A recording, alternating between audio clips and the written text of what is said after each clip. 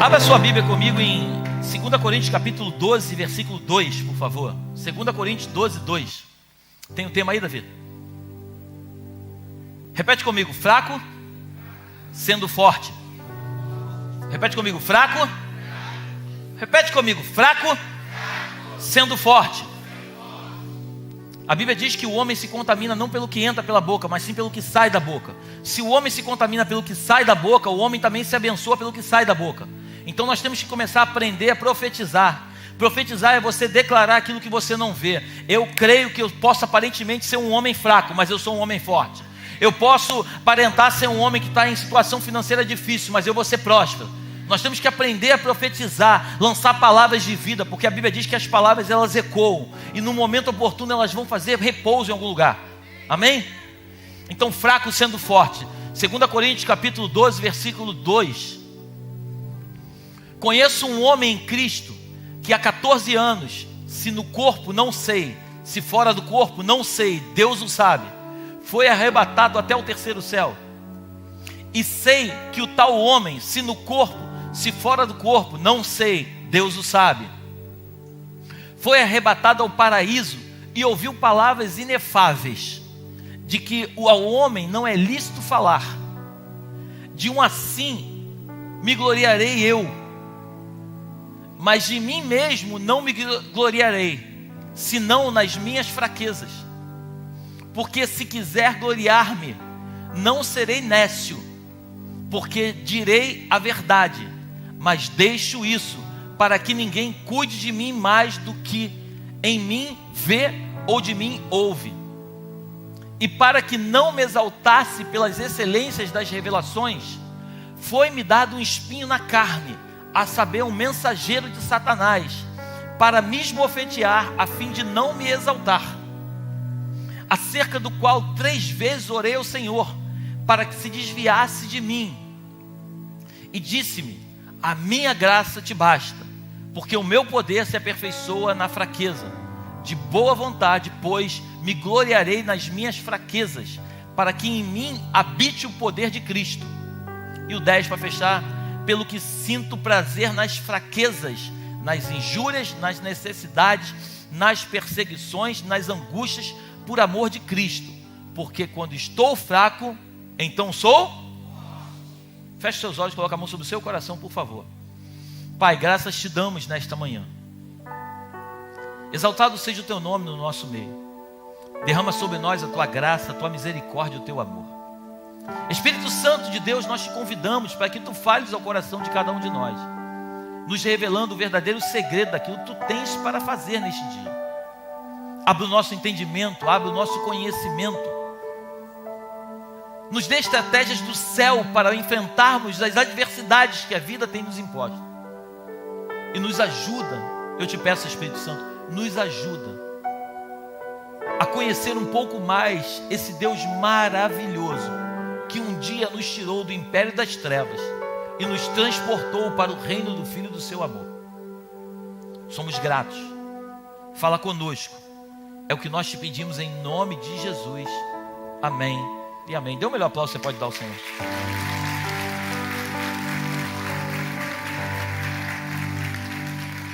Paulo está dizendo assim: conheço um cristão que há 14 anos foi levado de repente até o mais alto céu. Não sei se isso de fato aconteceu ou se ele teve uma visão. Somente Deus sabe. Repito, sei que esse homem foi levado de repente ao paraíso.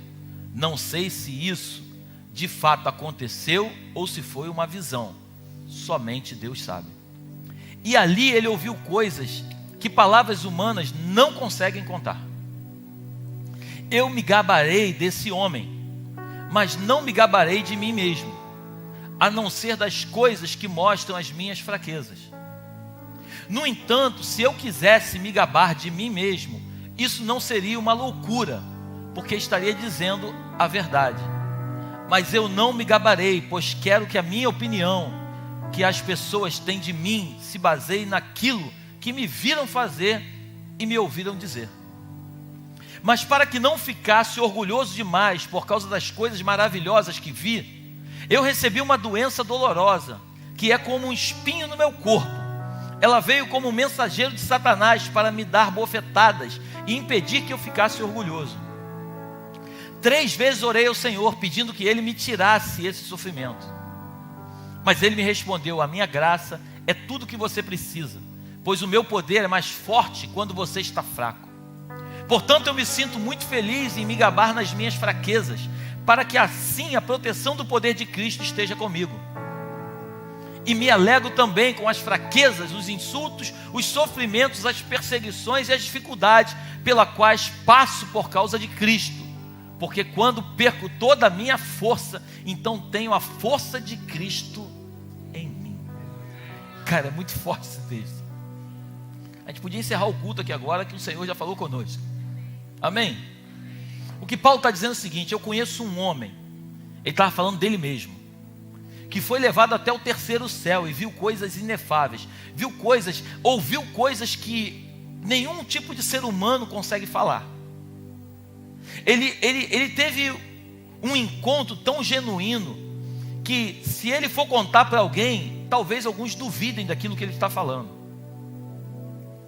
Mas Paulo continua dizendo o seguinte: se eu for falar de mim mesmo, eu estaria me gabando, mas eu preciso falar daquilo que eu vivi, daquilo que eu experimentei. Então isso não é orgulho, nem tampouco prepotência, mas é simplesmente aquilo que eu vivi, aquilo que eu vi, aquilo que eu ouvi. Eu tenho dito nesta casa que existe uma diferença muito grande entre a autoconfiança e a soberba. Soberba é quando o cara acha que ele é mais do que o que ele é. E autoconfiança é quando ele tem certeza de quem ele é. Nós podemos ser autoconfiantes, mas nós não podemos ser soberbo, porque a Bíblia diz que todo aquele que se exalta, ele abate, e todo aquele que é humilhado, ele exalta. Mas a autoconfiança é você entender que tudo aquilo que nós somos e vivemos não tem a ver conosco, mas tem a ver com o que Cristo faz através de nós e principalmente dentro de nós. Então, quando você tem uma experiência genuína com Cristo, muitas coisas você fala, e quando alguém ouve, as pessoas às vezes acham que você é soberbo, mas não é soberbo, porque só você sabe o que você vive com Ele. Então, quando você fala daquilo que você já viveu ou que você vive, quando alguns ouvem, acham que é soberbo, é prepotência, e não é, mas é simplesmente o que você viveu. Então, quando alguns minutos atrás eu falei sobre o fato de investir na obra de Deus, talvez alguns não me entendam bem, mas eu falo isso porque eu experimentei, eu experimento, então eu falo com autoridade, e muitas vezes alguns acham que é soberba ou é loucura. Mas aqueles que são espirituais, a Bíblia diz que os espirituais discernem as coisas do espírito e os carnais discernem as coisas da carne. Você está comigo aí? Então Paulo começa a dizer de fato que ele viveu. Mas é interessante que no final ele diz o seguinte: eu me alegro nas minhas fraquezas, nos insultos, nas injúrias. O que Paulo está dizendo é o seguinte: todas as vezes que eu passei por momentos difíceis foram os momentos de maior visitação de Deus na minha vida. Eu percebi que todos os momentos de naufrágio, de surra, de escândalo, de ofensa, todos os piores momentos em que eu passei, foram nesses momentos que o Senhor sempre esteve comigo, muito mais presente do que nos momentos de glória. E tem uma coisa que Paulo fala que me chama muita atenção, que ele diz o seguinte: me foi colocado um espinho na carne, um mensageiro de Satanás para me esbofetear. E a Bíblia diz que Paulo era um homem íntimo, e ele orou 3 vezes ao Senhor, pedindo ao Senhor para que tirasse esse espinho da carne dele. E a Bíblia diz que o Senhor disse para ele: não, Paulo, eu não vou tirar esse teu espinho da carne, a minha graça te basta. E o que eu entendo com isso, igreja? Se Paulo orasse para que o Senhor tirasse o espinho da sua carne, provavelmente o Senhor tiraria esse espinho, se fosse da vontade dele, e esse espinho sairia da carne. Mas a pergunta que eu quero te fazer é: como Paulo agora, a partir do espinho, não está mais na carne dele, como Paulo prova para Deus o seu amor por ele, se ele já não tem mais algo que o coloque contra ele?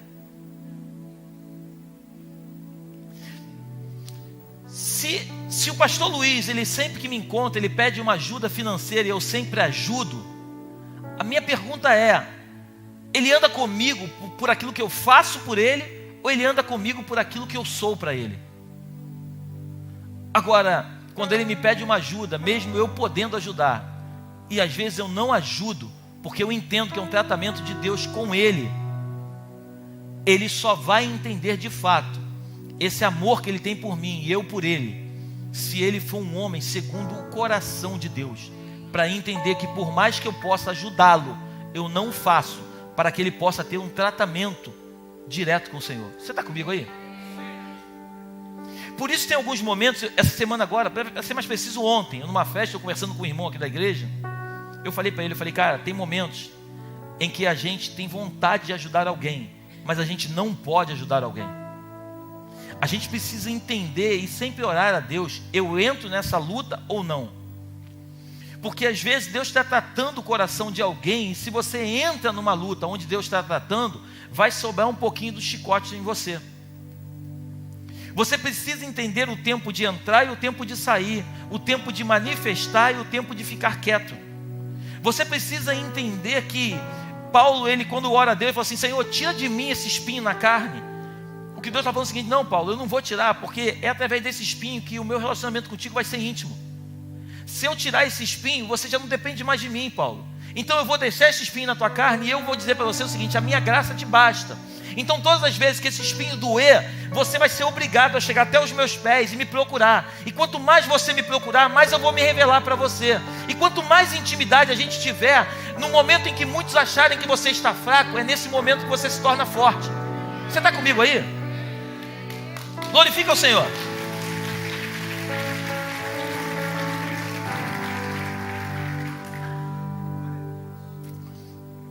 Salmo capítulo 23 diz assim, o Senhor é o meu pastor e de nada terei falta.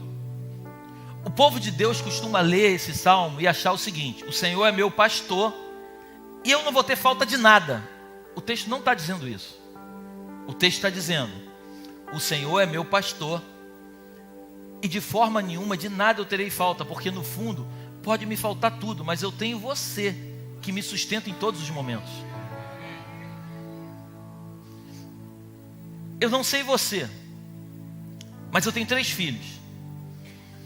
E o meu sentimento pelos meus filhos, eles não entendem que eu o amo só quando eu dou presente para eles.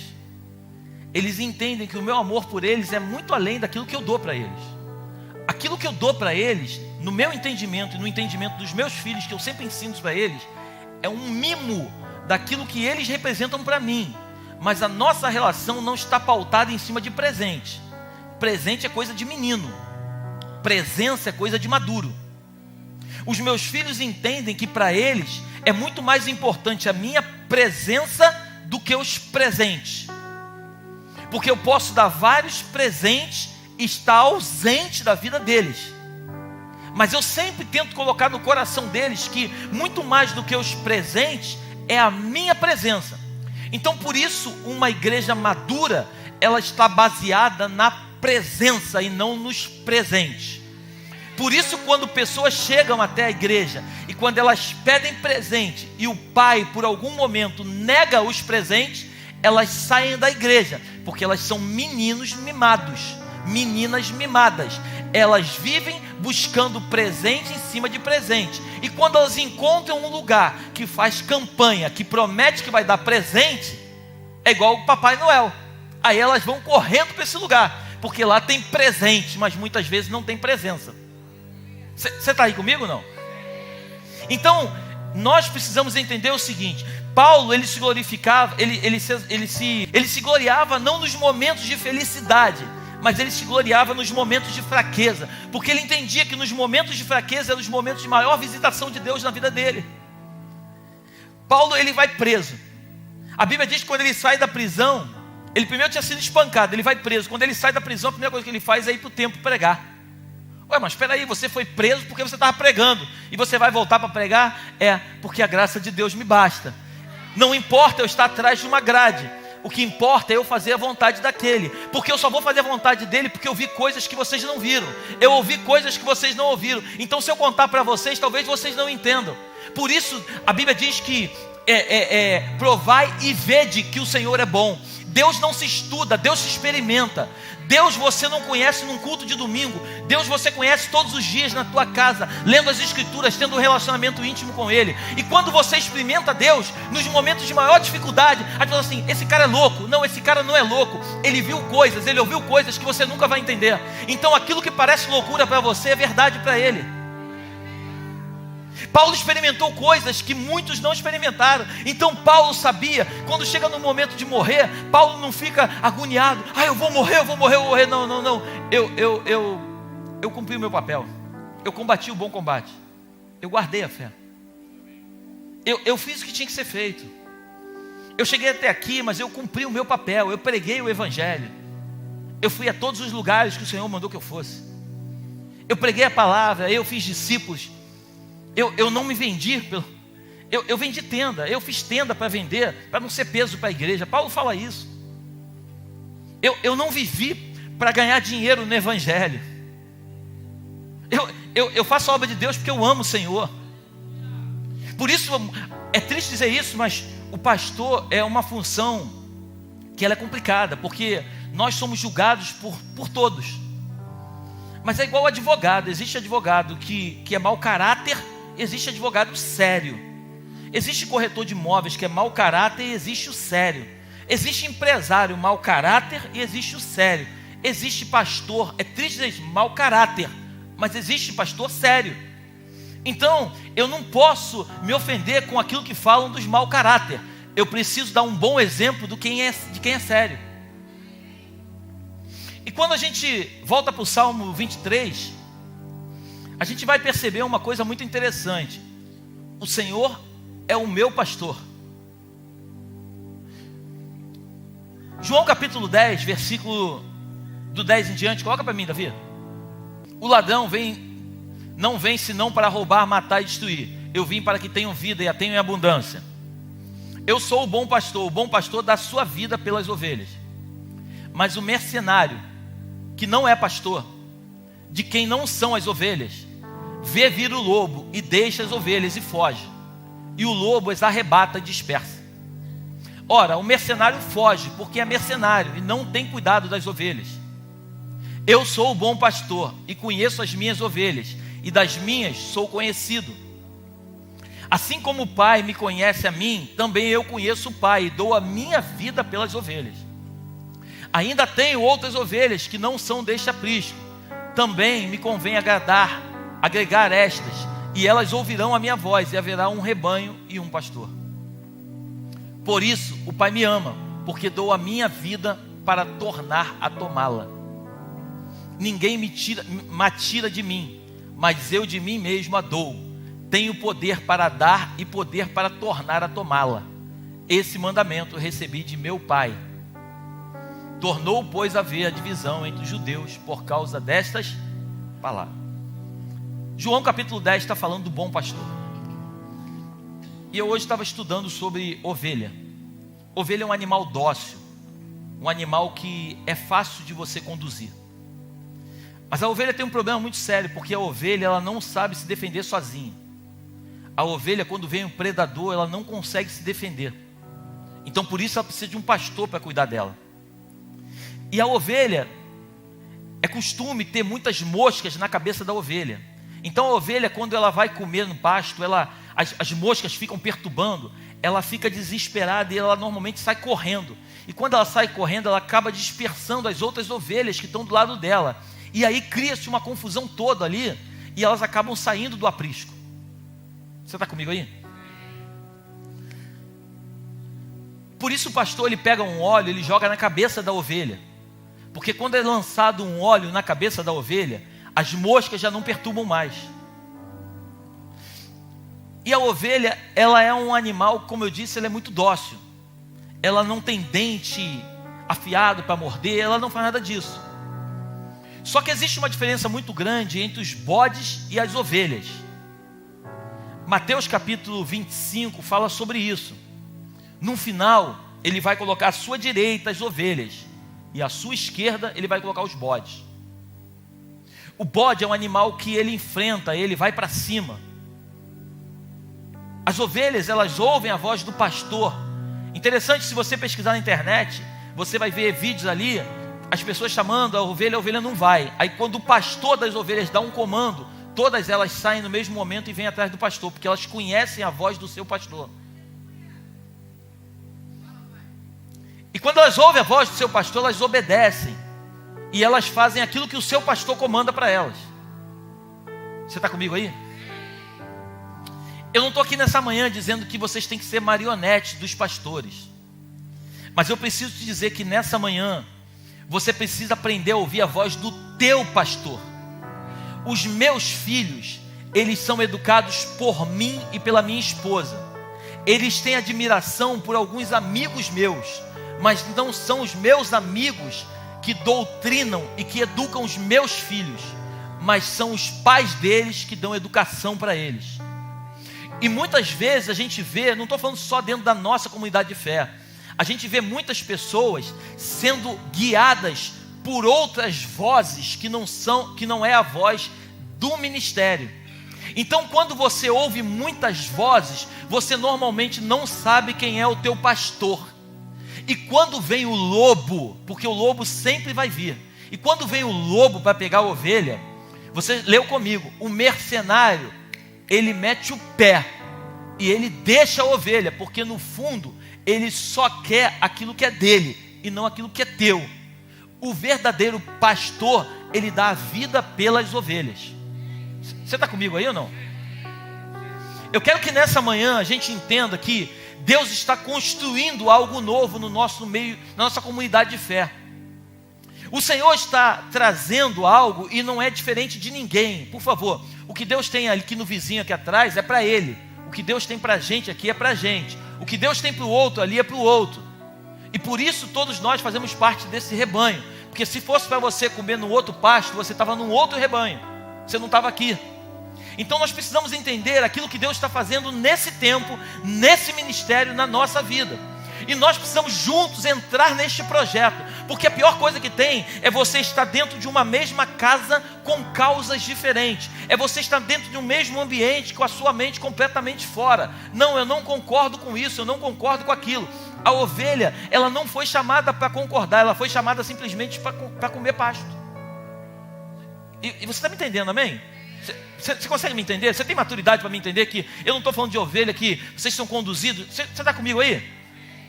Eu estou querendo te dizer o seguinte: a função de um pastor, qual é a função de um pastor, pastor? É simplesmente levar a ovelha para comer pasto, para comer comida saudável. Porque quando ela é saudável, não é qualquer tipo de doença que mata a ovelha. O que falta nos dias de hoje são pastos de verdade. Nós recebemos aqui na terça-feira, eu falo isso para a glória de Deus, não para a glória nossa. Nós recebemos o grupo do Moriá aqui e elas disseram para a gente o seguinte: pastor, eu estou muito feliz porque o pouco tempo que eu estou aqui, eu vejo a maturidade no coração das ovelhas.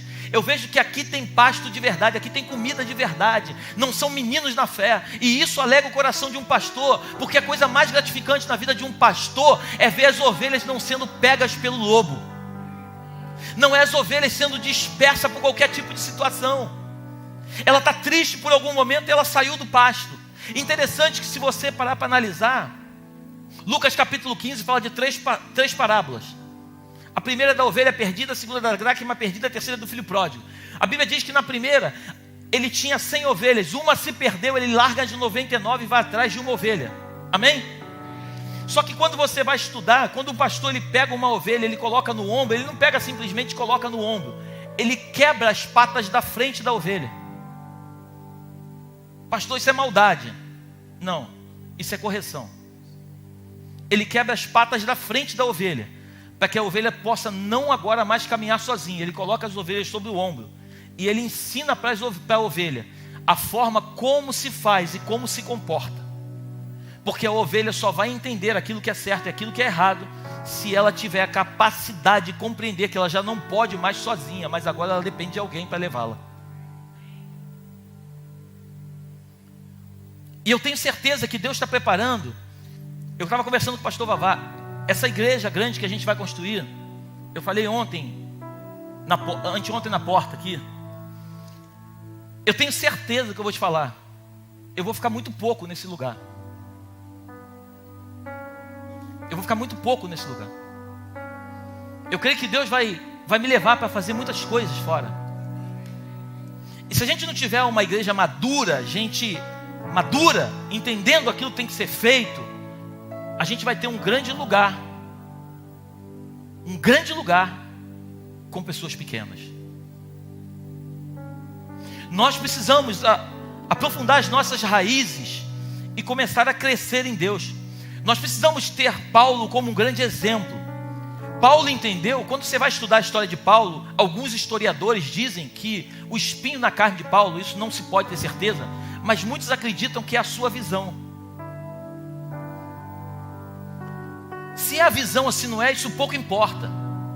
O que importa é que Paulo tinha um espinho na carne e que esse espinho na cabeça dele era um mensageiro de Satanás para dificultar a vida de Paulo. Mas Paulo entendeu através de uma revelação do céu que não tinha a ver com aquilo que ele podia fazer, mas tinha a ver com aquilo que o céu fazia através da vida dele.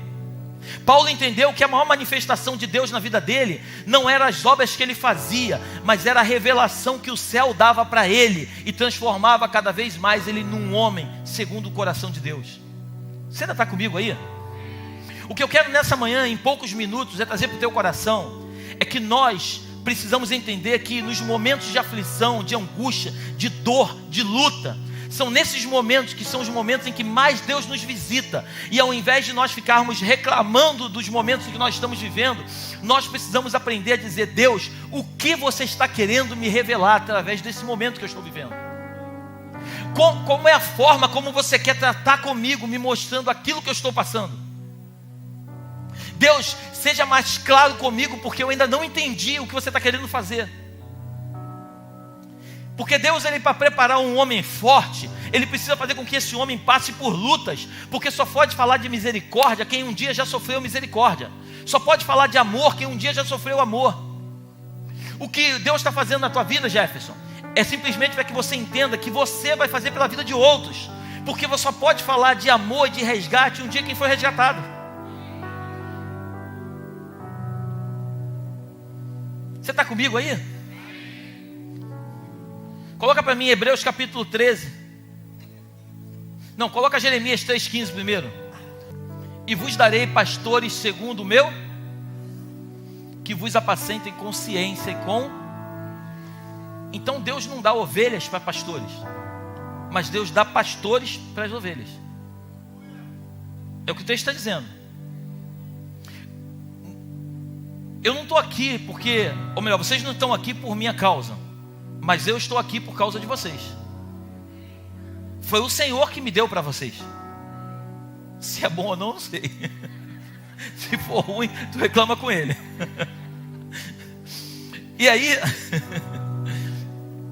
então, ele vai dar pastor segundo o coração dele, que vos apacente com ciência e com inteligência. E coloca para mim Hebreus capítulo 13, versículo 7. Lembrai-vos dos vossos pastores, que vos falaram a palavra de Deus, a fé dos quais imitai. A fé dos quais imitai, atentando para a sua maneira de viver. Então fique atento à minha forma de viver, mas imite a fé. Imite a fé. Um pastor, ele leva as ovelhas para um pasto verdejante para que as ovelhas se alimentem. O pastor tem um cajado para que quando a ovelha possa estar se perdendo ou cair em algum buraco, ele mete no pescoço e ele puxa a ovelha. Ele cuida da ovelha, ele dá vida pela ovelha, ele trata a ovelha, e o propósito dele maior é que a ovelha possa crescer. Mas um momento interessante é que a ovelha, quando começa muita lã, ele raspa a lã todinha. Ele tira a lã todinha para que a ovelha possa dar mais lã. O pastor, ele cuida da ovelha. Cuide do seu pastor. Pastor é uma posição em que a gente está aqui para atender todo mundo, mas no momento que a gente mais precisa, a gente não tem ninguém. A gente aconselha muitas pessoas a restaurar o casamento, mas se um dia eu errar no meu casamento, eu não tenho ninguém para restaurá-lo. Eu estou sempre disponível, ou quase sempre disponível, para ajudar alguém. Mas no dia que eu não posso, eu sou julgado por aquela única falha que eu tive. O pastor, ele tem desejo de muitas vezes compartilhar o coração dele com alguém, mas ele não tem com quem compartilhar, porque se ele compartilhar, ele é fraco. O pastor é um ser humano, é um homem feito de carne como você, que é falho e que em algum momento da história ele vai errar. Cuide do seu pastor, eu não estou falando só de mim, cuide dos pastores dessa casa. Respeite eles, ame eles de todo o coração, trate eles com amor, com zelo, com decência. Cuide das pastoras deste lugar, trate elas da forma como elas devem ser tratadas. Ah, pastor, mas a pastora passa do meu lado e não fala comigo. Quebre isso, faça você diferente, fale com ela, abraça ela, que a partir de agora ela vai começar a falar contigo.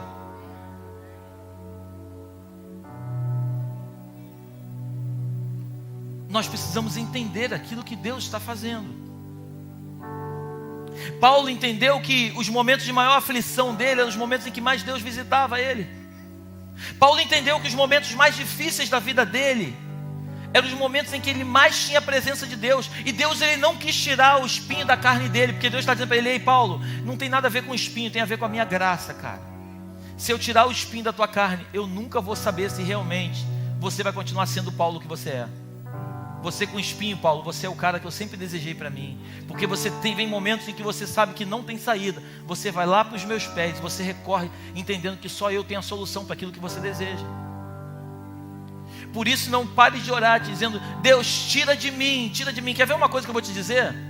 Você que tem problema com pornografia, Deus, tira de mim a pornografia, Deus, tira de mim a pornografia. Deus não vai tirar de você. É só você negando a pornografia que você vai provar para Deus o amor que você tem por Ele. Deus, tira de mim a vontade de roubar. Deus não vai tirar de você a vontade de roubar. É você que tem que deixar essa vontade de lado e provar para Ele que o teu amor por Ele é muito maior do que a vontade de roubar. Deus, não me deixa adulterar. Nós temos o livre-arbítrio. Deus não vai fazer com que você não adultere, porque Ele te deu o direito de ir e vir. É você que vai decidir não adulterar mais, porque você é um homem segundo o coração de Deus, você é uma mulher segundo o coração de Deus, e você vai dizer para Ele: Deus, eu não vou adulterar mais, por mais que eu tenha vontade, porque eu amo você acima de todas as coisas. O verdadeiro amor não é tirar de nós aquilo que nós desejamos, mas o verdadeiro amor é nós negarmos a nossa própria carne, dizendo que ela não tem vez na nossa vida, e o Senhor de fato é aquele que governa o nosso ser. Você está comigo aí?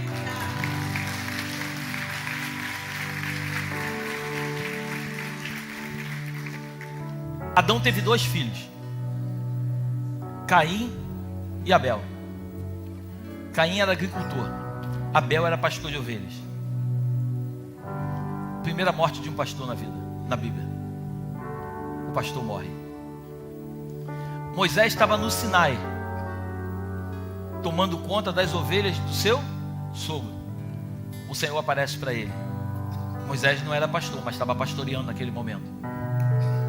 Davi estava pastoreando as ovelhas do seu pai, pastor de ovelhas. Deus resolve visitar Davi e levantá-lo como o rei de Israel. E deixa eu te dizer uma coisa: pastor não é um cargo, pastor é uma função. Pastorear não é só para quem recebeu o óleo na cabeça como título de pastor. Pastorear é você cuidar daquilo que é importante para Deus. Por isso, João capítulo 21, Jesus chega para Pedro e fala assim: Pedro, tu me amas? Eu te amo, Senhor. Então cuida, pastoreia o meu rebanho, cuida das minhas ovelhas. Porque se você de fato, Pedro, for o pastor que eu chamei para ser, eu vou ser contigo em todos os momentos. Todos nós, grava isso, todos nós recebemos de Deus a graça de ajudar a pastorear alguém. Todos nós recebemos de Deus a graça de ajudar a pastorear alguém. Eu não estou dizendo que todos nós fomos chamados para ser pastores. Eu estou dizendo que todos nós recebemos a graça de ajudar a pastorear alguém.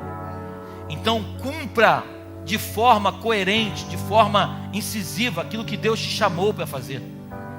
Cuide de pessoas. Aprenda que o evangelho nunca foi sobre você, sempre foi sobre o outro. Comece a interceder por pessoas, comece a cuidar de pessoas, comece a dar conselho para as pessoas, comece a viver a plenitude daquilo que Deus tem para a nossa vida. Nós temos falado aqui na igreja sobre células.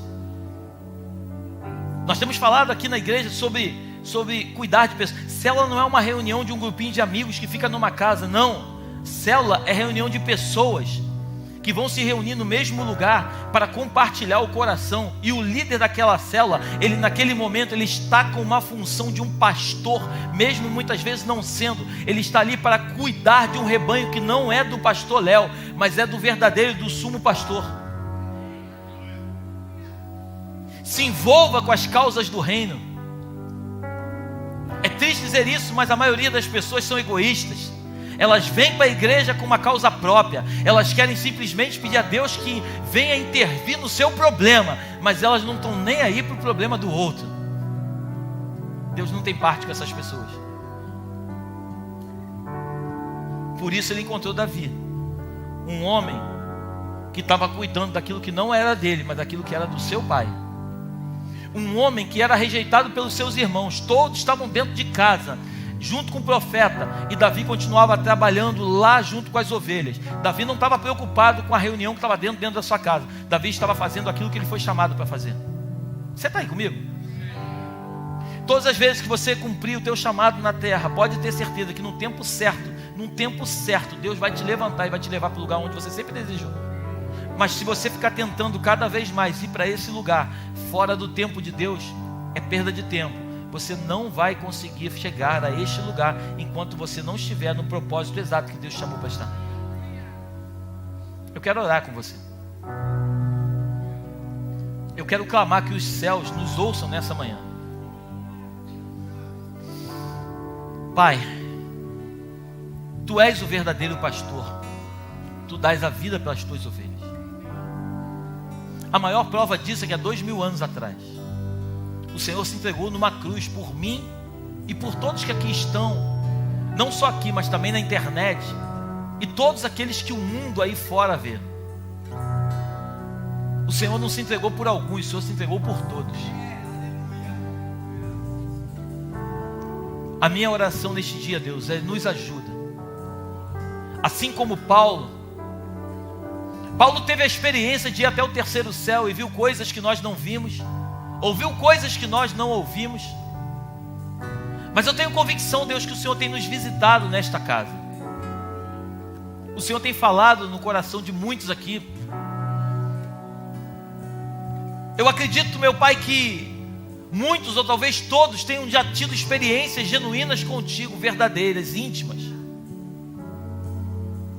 A minha oração é: levanta, meu Pai, pessoas que cuidem de outras pessoas nesta casa. Pessoas que se preocupem, meu Pai, em fazer a Tua obra na terra e não a nossa obra. Pessoas que se envolvam na Tua causa e não na nossa causa. Pessoas que se levantem, meu Pai, querendo gastar a sua vida para viver aquilo que o Senhor tem para elas.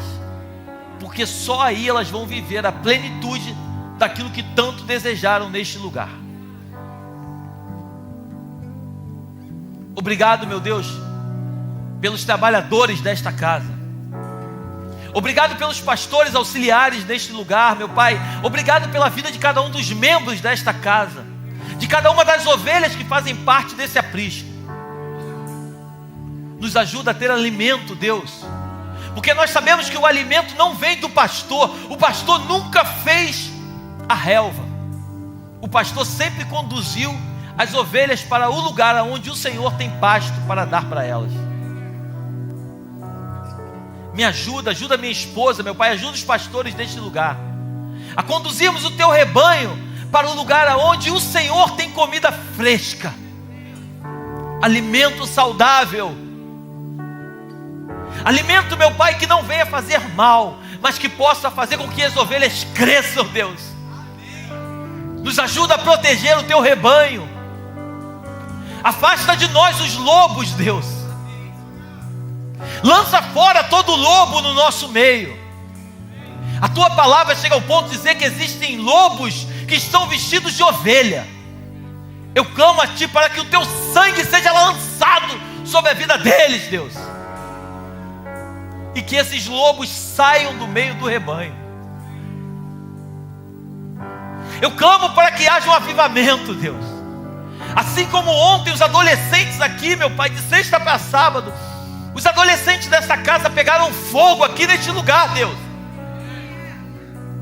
A minha oração é que os adultos, como diz a Tua palavra, se comportem como crianças diante da presença do Altíssimo. Não crianças em termos de imaturidade, mas crianças em termos de entrega. Que todos nós venhamos nos entregar a Ti, meu Pai, de uma forma genuína, completa, Deus, para que Tu faças a grande obra na nossa vida.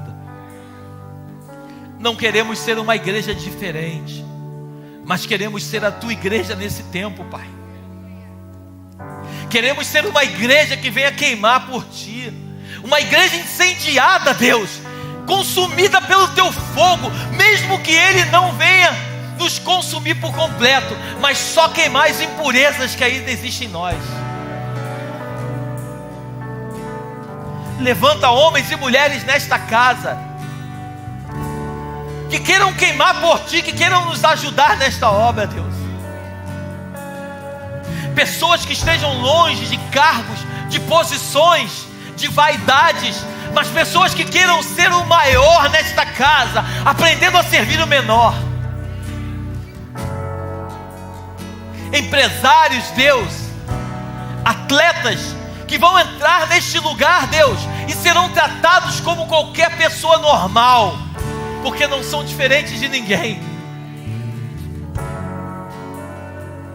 Que as tietagens, meu Deus, que as tietagens caiam por terra, e que possamos olhar para o nosso irmão, entendendo que ele é a nossa imagem, a nossa semelhança, a imagem e a semelhança do nosso Criador. Nos ajuda a viver as Tuas promessas, Deus. Nos ajuda a experimentar coisas que só o céu tem para nós. Fala conosco, Espírito Santo, nesses dias. Nos lava com o sabão do lavandeiro. Nos queima com Teu fogo, Espírito Santo. Consome o nosso ser. E nos purifica para que cada dia mais possamos dar um bom testemunho de quem Tu és na nossa vida. Muitos olharão para nós e acharão que somos loucos, mas de fato somos, Deus, loucos por Ti. Somos apaixonados, meu Deus. Somos enlouquecidos pela Tua presença. Tira tudo de nós, mas não tira a Tua presença do nosso meio. Derrama a Tua graça, derrama o Teu favor no meio do Teu povo. Essa é a nossa oração, Deus. Leva-nos em paz debaixo da Tua mão de poder. Que tenhamos o melhor domingo das nossas vidas. Que possamos experimentar a boa, agradável e perfeita vontade do Pai. Que as doces consolações do Espírito Santo se manifestem de uma forma poderosa. E que nós possamos viver a melhor semana da nossa história. Eu profetizo vida e vida em abundância sobre a tua vida. Que Deus te abençoe, não só hoje, mas para todos sempre. Em nome de Jesus. Dá um brado de vitória aí onde você está aí.